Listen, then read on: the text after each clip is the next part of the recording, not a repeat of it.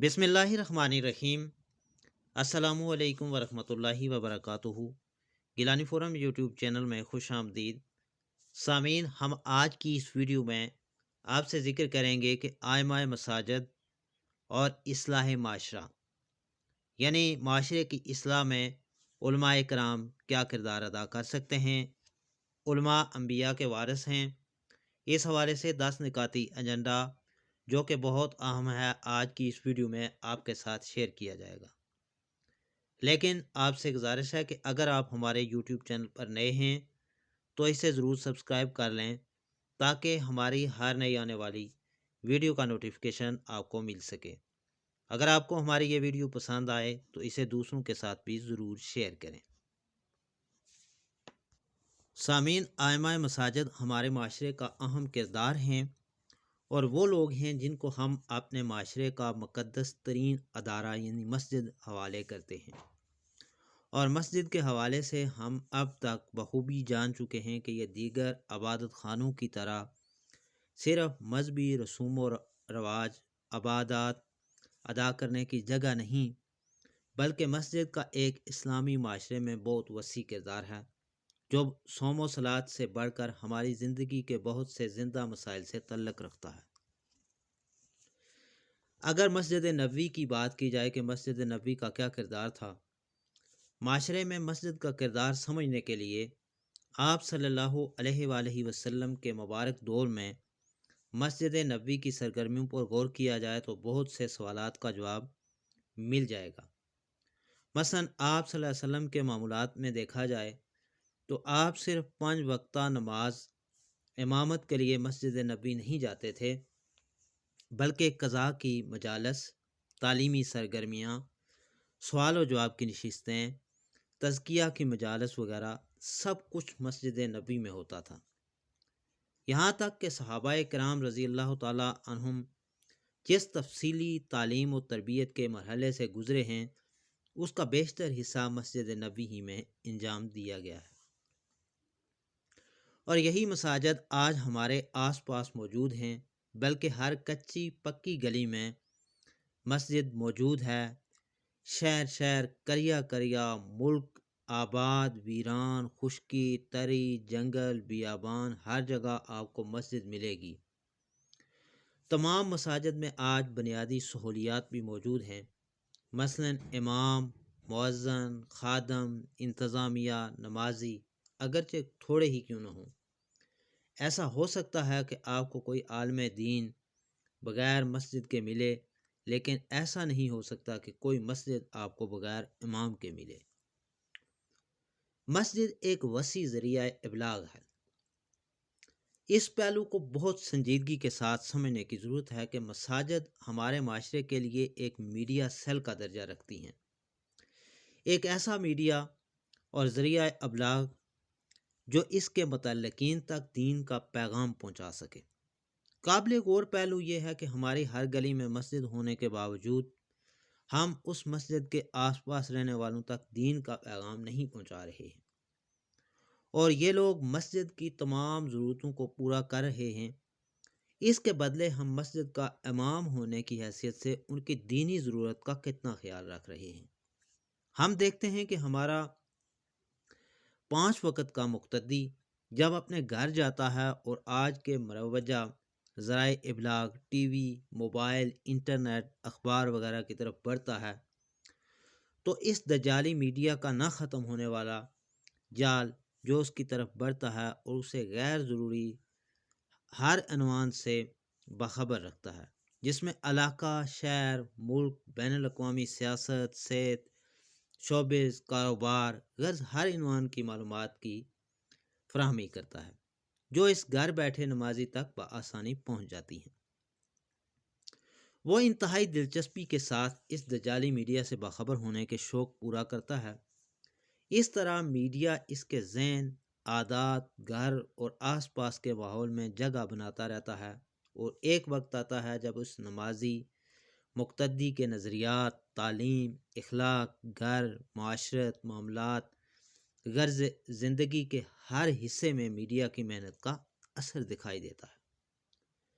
سوال یہ پیدا ہوتا ہے کہ ہم سے اتنا قریب رہنے کے باوجود دور کیوں ہوتا جا رہا ہے، اور غیروں سے اجنبیت کا تعلق ہونے کے باوجود ان کی ہر بات میں ہاں ملاتا جا رہا ہے۔ سامعین، مسئلہ دراصل یہ ہے کہ ہم اپنے مقتدی کو کچھ دینا ہی نہیں چاہتے، حالانکہ اگر ہم خلوص دل اور محنت کے ساتھ دین کا پیغام اس تک پہنچانا چاہیں تو وہ شخص ہم سے آسانی اور بہت خوبی کے ساتھ بہت کچھ سیکھ سکتا ہے۔ ہم آگے ان عوامل کا ذکر کرتے ہیں جن کے سب ایک عام شخص میڈیا سے کئی گنا زیادہ مساجد سے مستفید ہو سکتا ہے۔ مثال کے طور پر آپ ایک اندازہ لگا لیں کہ آپ کے شہر میں 10,000 مساجد ہیں، یا 5,000 ہیں، یا 4,000 ہیں، اور ان مساجد میں ہر جمعہ میں تقریباً 100 نمازی جمعہ پڑھنے آتا ہے۔ اس کا مطلب ہے کہ ہر ہفتہ کم از کم 1,00,000، 2,00,000، 50,000 مساجد کا رخ کرتا ہے، اور مزید یہ کہ یہ سب کے سب عقیدت، طہارت اور آداب کی حد درجہ رعایت کے ساتھ امام مسجد کے مخاطب بنتے ہیں۔ یہ صرف نماز جمعہ کی مثال ہے، جبکہ روزانہ 5 مرتبہ تقریباً ہر گلی سے کچھ نہ کچھ لوگ مساجد کا رخ کرتے ہیں۔ تو کیا اس سلسلے میں ہماری یہ ذمہ داری نہیں بنتی کہ ہم ان تمام لوگوں کی تعلیم و تربیت کا مضبوط انتظام کریں، تاکہ ان تمام نمازیوں کا مسجد آنا جانا ان کے اپنے لیے اور اس معاشرے کے لیے اصلاح کا ذریعہ بن جائے؟ اس میں کوئی شک نہیں کہ ان پرخلوص اور بھرپور توجہ سے محنت اگر ان پہ کی جائے تو ایمانی، اخلاقی، معاشرتی اور تجارتی زندگی میں ایک دینی رنگ چھا سکتا ہے۔ اس سلسلے میں 10 نکاتی ایجنڈا اپنانے کی ضرورت ہے۔ ائمہ مساجد اصلاح معاشرہ کے لیے کیا کچھ کر سکتے ہیں؟ اس پروگرام کو ذکر کرنے سے پہلے ضروری ہے کہ کچھ بنیادی باتیں ذکر کی جائیں، کیونکہ ہم دیکھتے ہیں کہ کسی بھی مشن پر جانے والا شخص اپنے مشن اور منزل مقصود کی تمام بنیادی ضروریات کا خیال رکھتا ہے اور اس بات کی بھرپور تسلی کرتا ہے کہ میں نے اپنی کوئی تیاری ادھوری نہ چھوڑی ہو۔ ٹھیک اسی طرح چونکہ ائمہ مساجد کا اصل مقصد مسجد اور اس مسجد کے آس پاس کے ماحول کو صالح ماحول میں بدلنا ہوتا ہے، سامعین، امام مسجد کا کردار اس ماحول میں موجود تمام لوگوں کے لیے مثالی بن جائے۔ اس کے لیے ضروری ہے کہ نمبر 1 وہ یہ کرے کہ امام کا تعلق علاقہ مکینوں کے ساتھ صرف مسافہ کی حد تک نہ ہو، بلکہ ان کے احوال کی بھرپور فکر مندی جیسا رویہ ہو۔ دوسرا نقطہ یہ ہے کہ جنازہ اور نکاح نہ پڑھانا ہو تب بھی شرکت کا اہتمام کیا جائے۔ تیسرا نقطہ یہ ہے کہ موقع بموقع اپنے مقتدیوں کی دعوت کی جائے، جس سے لوگوں کے دلوں میں امام صاحب کا وقار بڑھے گا۔ چوتھی بات، ضرورت مند ساتھیوں کی امداد کی جائے، ورنہ کم از کم ان کے دکھ درد میں شریک ہونے کا اہتمام کیا جائے۔ اور پانچواں نقطہ یہ ہے کہ مقتدیوں کے علاوہ دیگر علاقہ مکینوں سے بھی تعلق رکھا جائے اور مل جل کر بیٹھنے کا اہتمام کیا جائے، اور اس میں امیر غریب، صاحب استطاعت اور بے روزگار میں امتیاز نہ برتا جائے۔ اور نمبر 6 یہ کہ جتنا زیادہ ہو سکے اہل سنت والجماعت کے عقیدے کو فروغ دیا جائے، عقیدہ اعلیٰ حضرت کو نوجوانوں کے دل و دماغ میں راسخ کیا جائے، ورنہ فرقہ واریت کے خدشات بڑھ جائیں گے۔ نمبر 7 نوجوانوں کے پوچھے گئے سوالات کو بالکل بھی نظر انداز نہ کیا جائے، بلکہ چھوٹے بڑے تمام سوالات کو اہمیت دی جائے، چاہے وہ سوالات کسی بھی حوالے سے ہوں، جن میں خاص کر موجودہ میڈیائی فتنے شامل ہیں، جن کو دیکھ کر ان نوجوانوں کے ذہنوں میں دین، ایمان، توحید، رسالت اور آخرت سے متعلق شکوک و شبہات پیدا ہوتے جا رہے ہیں۔ ان سوالات کا اگر ہر وقت تسلی بخش جواب نہ دیا گیا تو ان کا ایمان خطرے میں پڑ سکتا ہے۔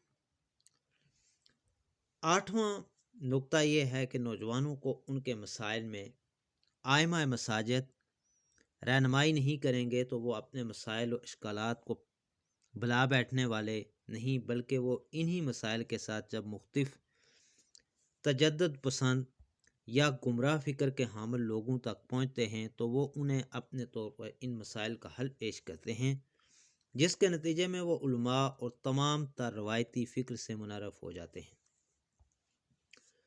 نواں نقطہ یہ ہے کہ ائمہ مساجد اس بات کے حریص ہوں کہ ان کے وجود سے علاقہ مکین کو جتنا زیادہ دینی فائدہ ہو سکے تو ہو، اور اس تعاون میں وہ جی بھر کر شریک ہوں۔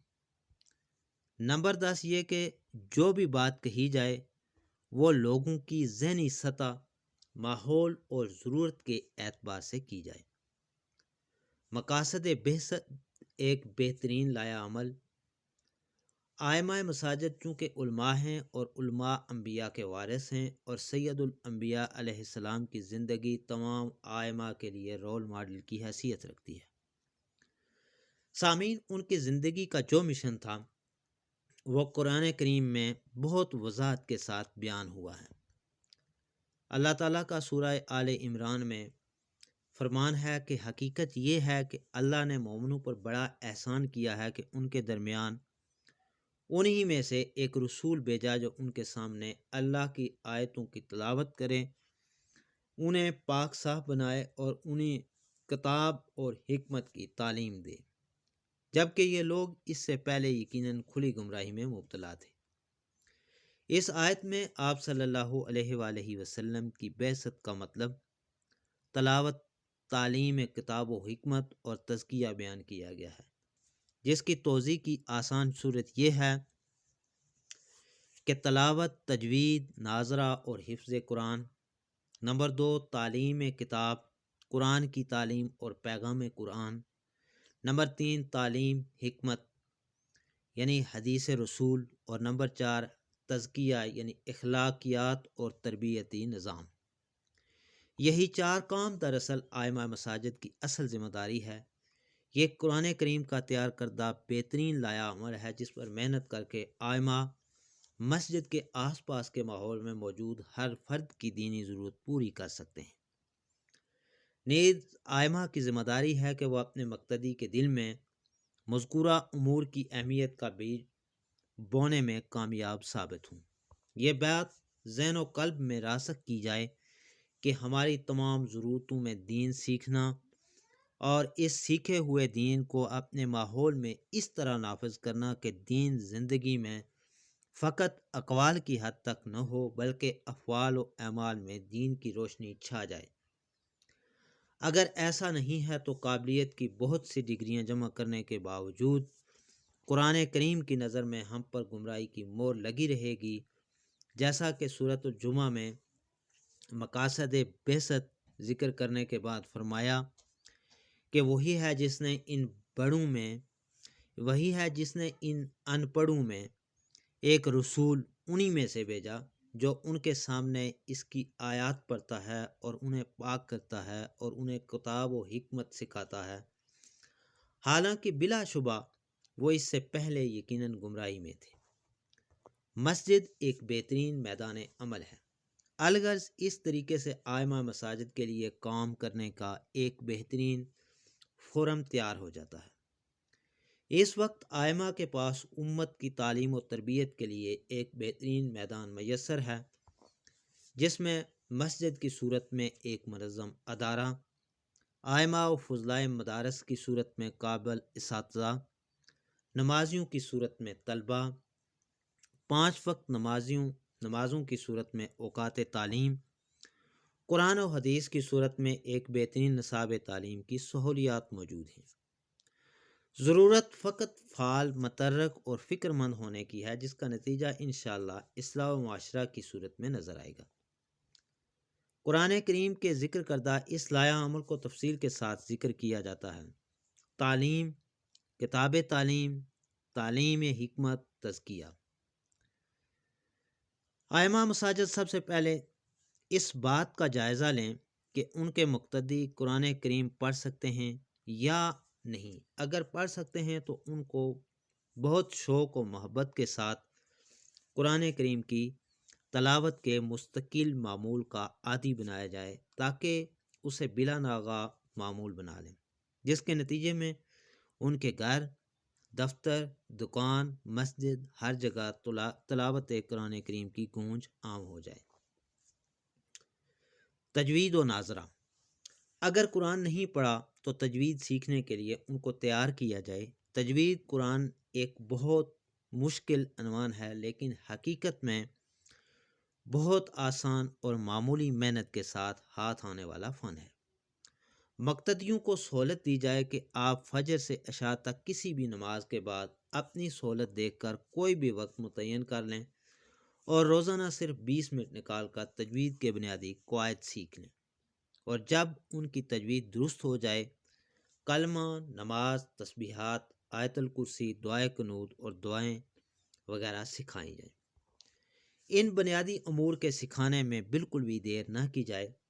بعض دفعہ ایسا ہوتا ہے کہ ہمارے دروس میں مستقل حاضر مقتدی سے جب اس کا کلمہ سنا جاتا ہے تو وہ بھی درست نہیں ہوتا، جبکہ اسے واقعات و مسائل کی بڑی تفصیلات سے آگاہی حاصل ہوتی ہے۔ اس کے بعد قرآن کریم ناظرہ پڑھایا جائے اور ہو سکے تو فضائل کی مختلف صورتیں، مثلا سورہ یاسین، سورہ رحمان، سورہ کاف اور دیگر صورتیں یعنی حفظ کرائی جائیں۔ اس طرح ایک عام شخص کا دینیات اور قرآن کریم کی بنیاد کے ساتھ ایک مضبوط تعلق پیدا ہو جائے گا۔ تعلیم کتاب: تعلیم کتاب دراصل قرآنی اصطلاح میں اس وسیع تعلیم کا نام ہے جس میں قرآن کریم کے پیغام کا ذکر آتا ہے۔ اس وقت امت مسلمہ قرآن کریم کے پیغام سے کوسوں دور ہو چکی ہے۔ نہ قرآن کے الفاظ کی اہمیت کا اندازہ ہے اور نہ ہی اس کے معنی کی ضرورت کا ادراک۔ جس طرح قرآن کے الفاظ کی محنت ضروری ہے، ٹھیک اسی طرح ان الفاظ کے معنی اور مفاہیم جن میں رب العالمین اپنے بندوں سے مخاطب ہیں، اس محنت کی بھی اتنی ہی ضرورت ہے۔ یہ امر مسلم ہے کہ امت کا قرآن کے ساتھ تعلق کمزور ہونے کا سب سے بڑا فائدہ ان مختلف گمراہ متجددین کو ہوا ہے جو امت کو اسی قرآن کے نام پر اپنی تاریخ و ملت سے کاٹنے کی تگ و دو کرتے رہتے ہیں۔